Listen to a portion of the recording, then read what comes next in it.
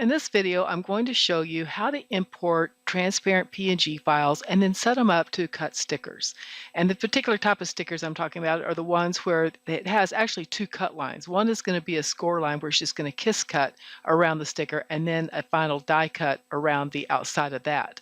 So the first thing is to import the images that you want. So I'm going to come over and I'm going to select two of my favorites. So I'm going to use this one right here. Okay, and then I'm also going to import, and notice I'm using this import button right here. That's the one that I'm using to bring in these PNG files, and I've got this little crab image here. Okay, and then I'm going to size the crab down so it's not quite so big compared to the cow. All right. So here we have the two. Now then, if you've watched my video on importing PNG files, you know I stress the importance of not ungrouping anything. Leave everything grouped because when you import these PNG files, it automatically adds the cut line. But more importantly, if the image has a transparent background that's larger than just the borders of the image, like this one right here, when I select the print layer on the cow, you can see it has this extra space. Now, the space doesn't do anything. It doesn't print, doesn't cut. Not a problem, other than it's going to annoy you. So the best thing to do is keep a cut line grouped with it at all times. And then when you select the entire group, you only see the bounding box around the outside. And that makes it easier when you need to resize the sticker too, if you want it to be a particular, dimension. All right, so then the next step is do you want to add anything to it? So I went ahead just to save time. I made up a couple of just kind of funny little sayings here. And so I'm going to copy and paste these over onto the first page. And then let's bring them down, and then I will get them, I'll get the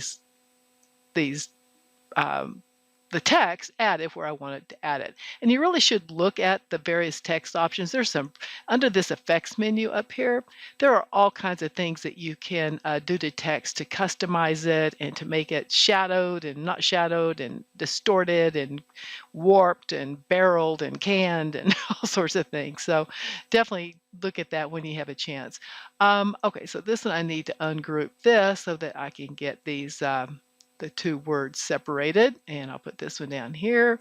And so I've got, oops, I did not quite get that Y selected. So let's select that back, object, group, and then bring that down here, and then the feeling here. Okay, so now then let's add the cut layers to it. Now, when you bring in these import layers, of course, they have, oh, that's the group thing. Let's come down here to the image. When you bring it in, again, it has both a cut layer and a print layer already.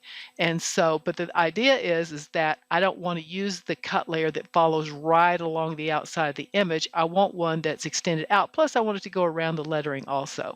So that's what I'm going to show you next.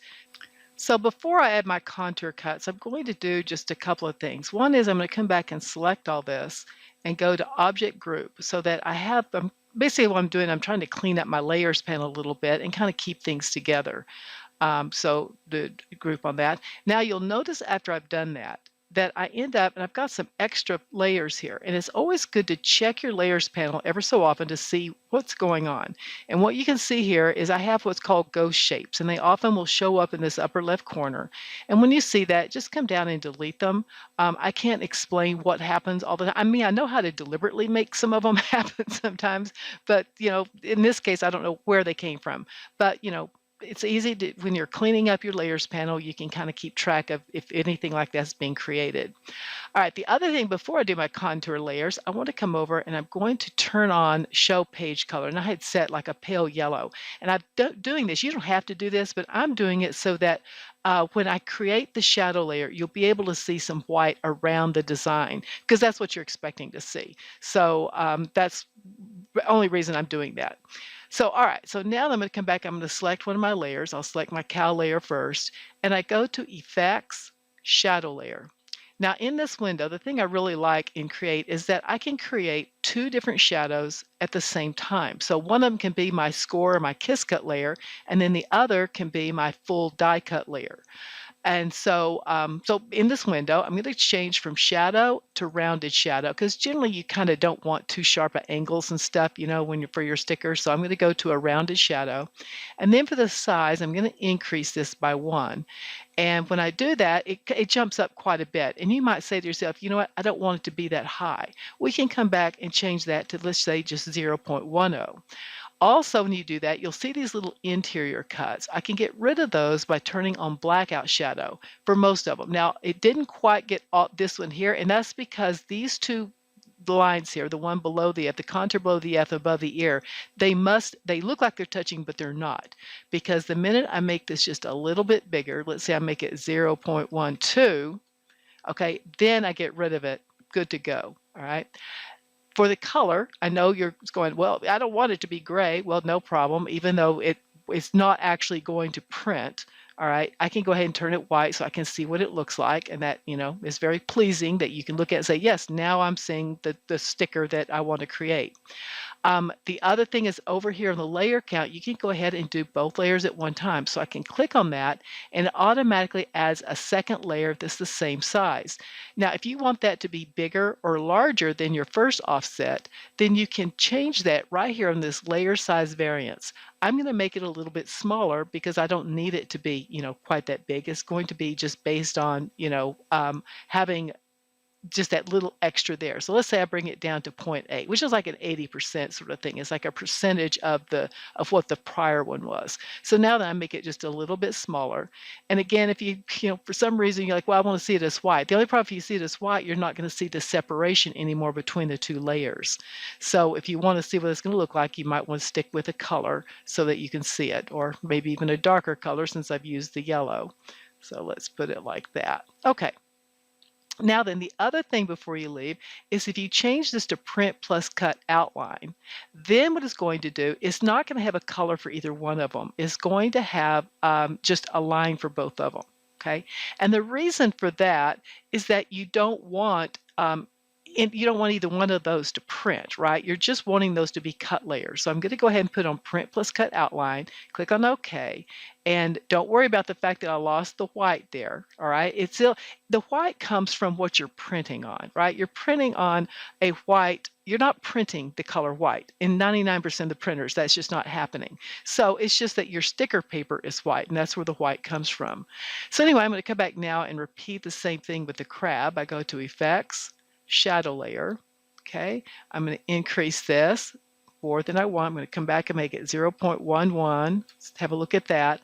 Make sure blackout shadow's turned on and see if I have any extra. I've got just a little bit extra there, so I'll make that 0.12, and that gets rid of it. I forgot to make this rounded shadow. I'm going to come back and make it a rounded shadow.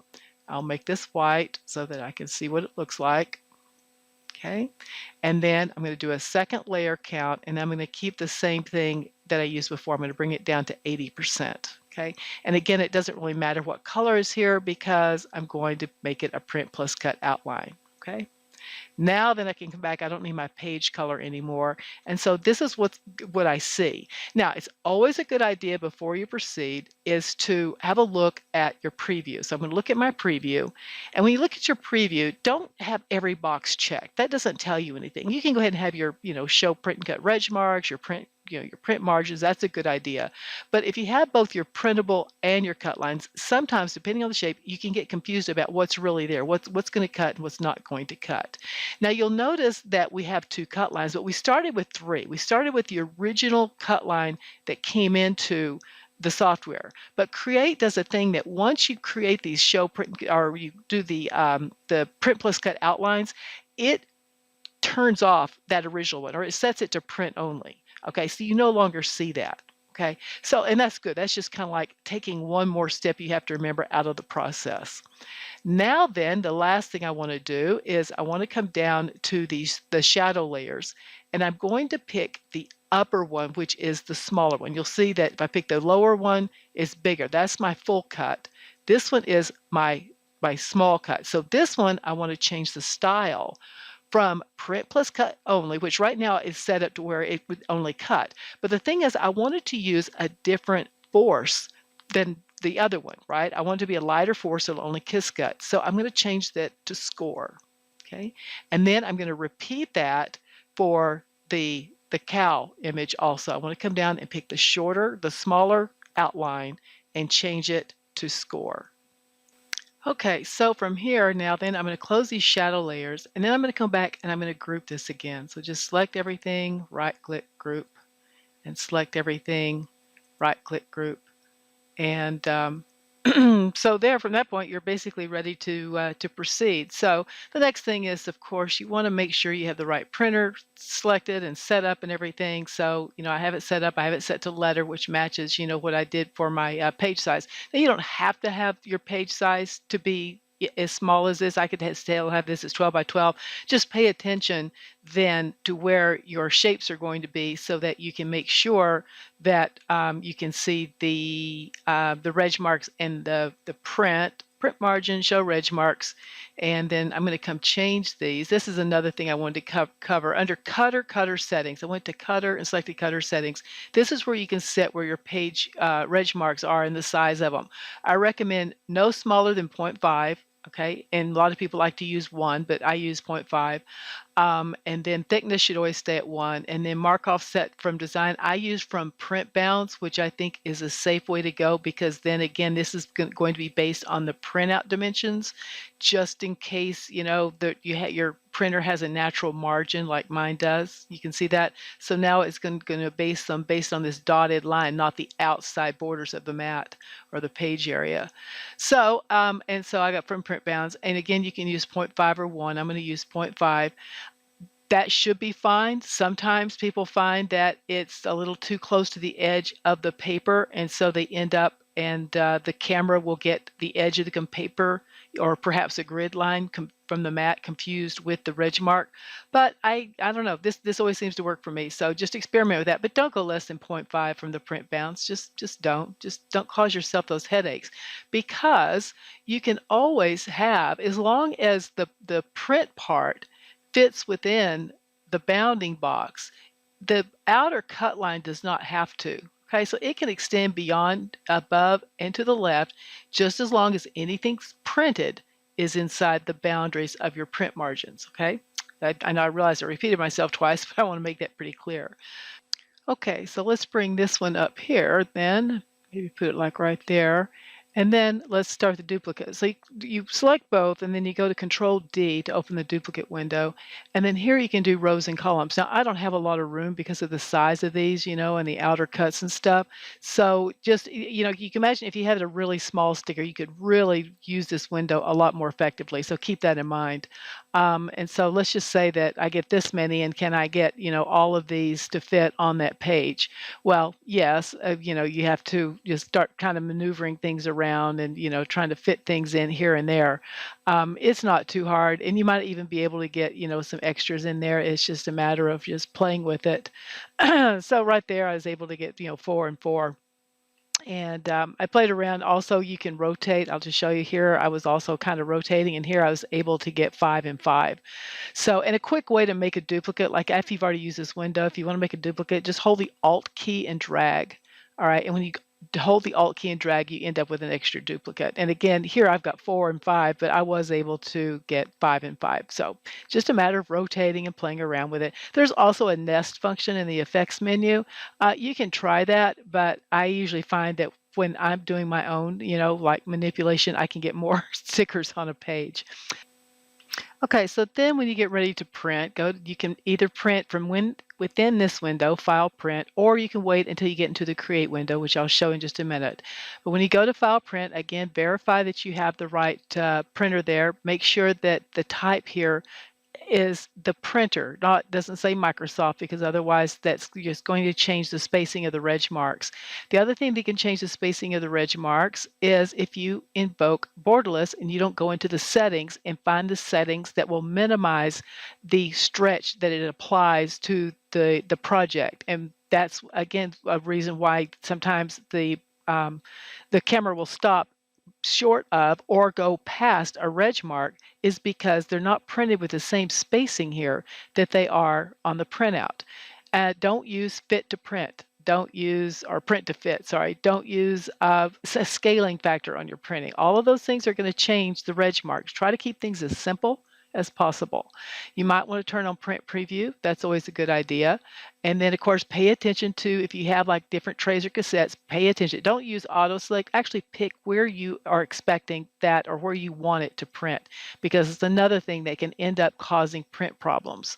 So then once you have that set, then make sure you've got print registration marks turned on if you're using this window. It will automatically be enabled if you're printing from within Create window, but if you're printing ahead of time, then make sure you have that marked. And then when you click on OK, then it comes up and it shows you what's going to print, which can be very handy. Now, not all printers have that. I think HP's did away with it, which makes no sense at all, but so you may not be able to find that. But again, if you have that, very handy, can save you from wasting some material. If it shows up and it's only going to print reg marks and nothing else is going to print, well, you got a problem there, right? So it's good to find out these things in advance, or always print on copy paper first. I always kind of recommend do copy paper and even go through with the cutting of it, because then you can check so many different things and make sure you're getting what you want. So anyway, so then when you go to the Create window, make sure you have Use Software Speed and Force turned on, and that's so that you can have two different forces at play. Your control panel doesn't allow you to set two different forces. It doesn't work that way, so you need to do it within the software. And then come down and set your force. I use around 50. If I'm cutting the StarCraft printable vinyl, and then I'll use a score force of about 15, and that seems to work really well. But you need to do your own testing, because it's always a factor of how much blade exposure you're using, and then also the condition of your blade, and of course the brand and material you're using. And then for speed, I've got it set to 8 and 8. Then you would click on Print plus Cut. This is where you also have the other option to print from here, and you'll notice it would turn on print. It has the print registration marks. It's already turned on, but you would still go to properties and make any changes in properties you need to, such as turning on print preview, making sure you've got the right tray selected, etc.